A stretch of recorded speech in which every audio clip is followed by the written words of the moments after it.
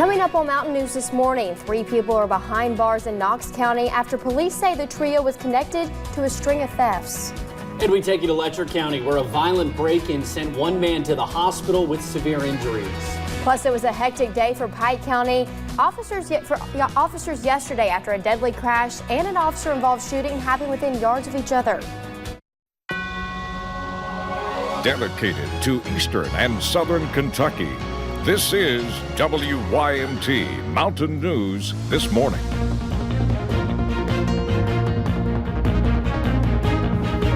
Good morning. The time is 5:31. I'm Madison Pergram. And I'm Will Puckett. Thank you for tuning in to Mountain News This Morning on this Wednesday. On this hump day, we're halfway through the work and school week, and a lot of schools have been back in session for a full week for the first time in a while. So kids are probably not getting used to it. Yeah, they're probably like all out of sorts. Let's go to Brandon Robinson. Brandon, it is a little cold, but really inactive. Exactly. For the most part, I do think we're seeing a little bit of light snow down to the west, but there are several school closings that are still going on this morning and will be going on the rest of the week due to illness. A lot of folks battling that here lately, and the school's been in and out. So take a look at those on the bottom of your screen and at WYMT.com. Let's take a look at live pinpoint Doppler radar. And again, you're seeing a lot of blue, but again, I don't think most of it is reaching the ground. We've been trying to track our cameras down along I-75 and have not seen much yet. Pulaski County, I do believe a little bit of light snow is falling there, and it could be falling everywhere, but again, the moisture kind of lacking this morning, so just be aware of that there down in those southern counties. 34 London, Somerset, Williamsburg, so it's close there on the freezing line. 34 also Jacksboro, 36 in Monticello, 32 as you come back toward Jackson, Hazard, Pikeville, Prestonsburg, Logan, Moorhead, so a lot of those this morning. Maybe just a touch of frost. I had just a very little bit this morning on my windshield, so maybe a quick scrape as you head out the door, because it is a little bit chilly even with the cloud cover, so the frost broke through. 42 this afternoon, but no sunshine, not much at least. We'll talk about it when we come back here in just a little bit. Will?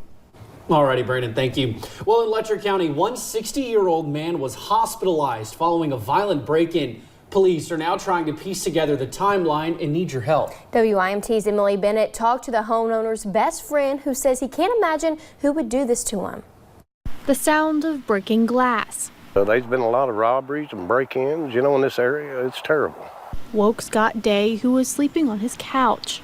By the time he raised up, they was hitting him with a hammer, and they just left him for dead. 2 people breaking into Day's home and leaving him unconscious. What makes you pretty angry, it does, It sure does. Staying unconscious for hours. Pretty much of the night. And when he woke up that morning, they took his phone, and just so happened he kept his landline phone hooked up. And he made it to hit and called 911. Police arrived around 9 a.m. and Day was taken to a local hospital before being transported to UK Medical Center. He just had surgery on his eye, but they think he's going to be okay. Now police are looking for leads on what was stolen. There was an AR-15 rifles took, for sure. We know that, and his phone. And trying to put together all the missing pieces. I just don't understand how anybody could do that. You just leave anybody for dead, They just don't care. They just don't value human life at all, Bill Dixon saying Day was a very generous and humble person, someone who would help anyone. All you gotta do is ask. You don't have to come in and beat him up. Hoping the investigation will bring answers to who would do this to his best friend. Now, again, that was Emily Bennett reporting. And Kentucky State Police are asking for the community's help. If you have any information that would help police, contact KSP Post 13 at 606-435-6069. To Rowan County now, where one man was arrested for stealing mail. Deputies say Stephen Puckett, no relation, was taking things out of other people's mailboxes, opening letters, then wadding them up and throwing them on the ground. One victim said a letter that was stolen had a check for $365. Deputies say when they caught up with Puckett, he also had several IDs and gift cards that didn't belong to him. He's facing several charges, including theft of mail matter, wanton endangerment, and drug charges.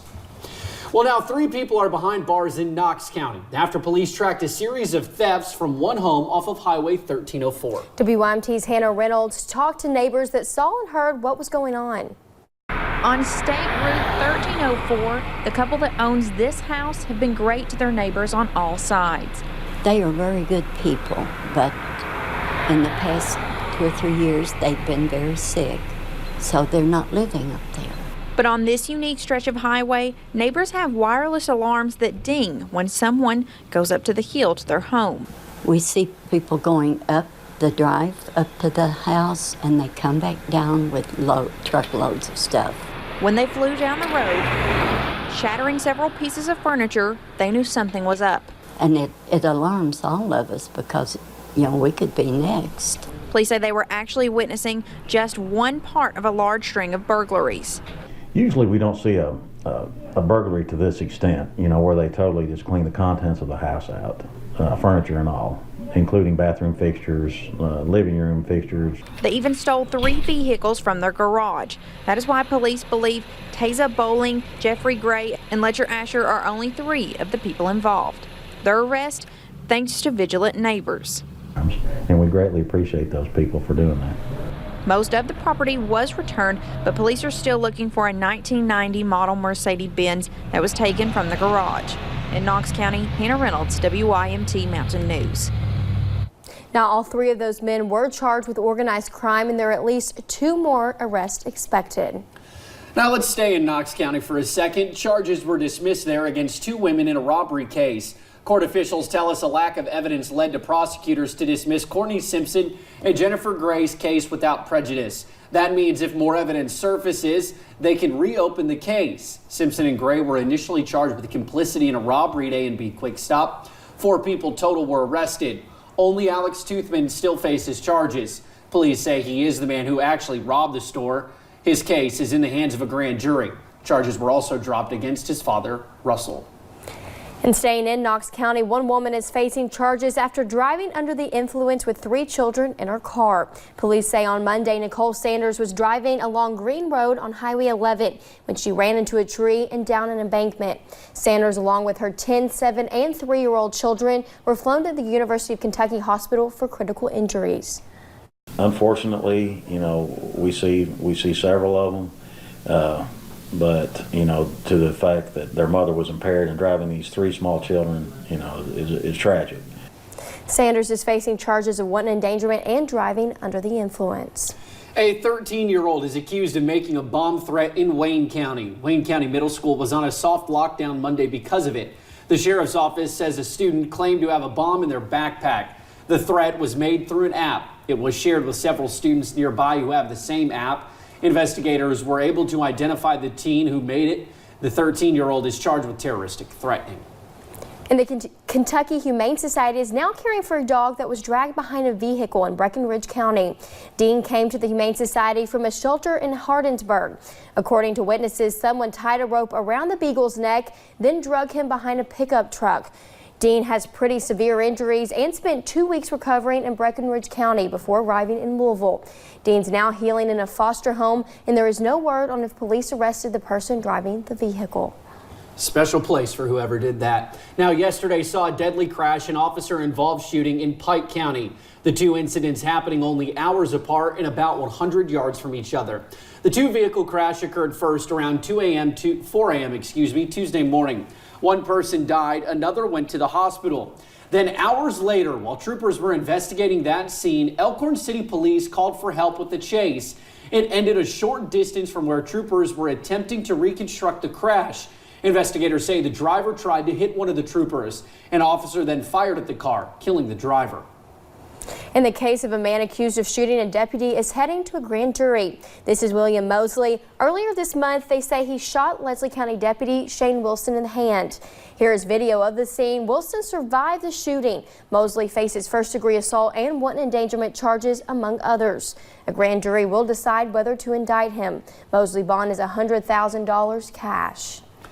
Day 2 of the Berry Hall retrial began Tuesday morning in Floyd County. Officials say he killed 2 people in 2008. A few years ago, the Kentucky Supreme Court overturned Berry Hall's conviction due to the graphic pictures used during the trial. WYMT's Marianne Fletcher was there as the jury was shown multiple pieces of evidence.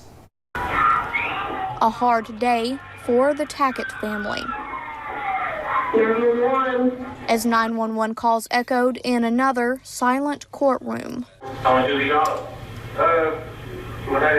Officials believe in 2008, Barry Hall killed Alan Tackett and his wife Lisa during an argument over a dog on Barry's property. I just can't handle it. Okay. So when they were screaming and hollering, okay?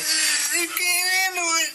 Witness testimony recalled Barry walking upstairs and opening fire outside his bedroom window. I shot at her, yes, I shot at her.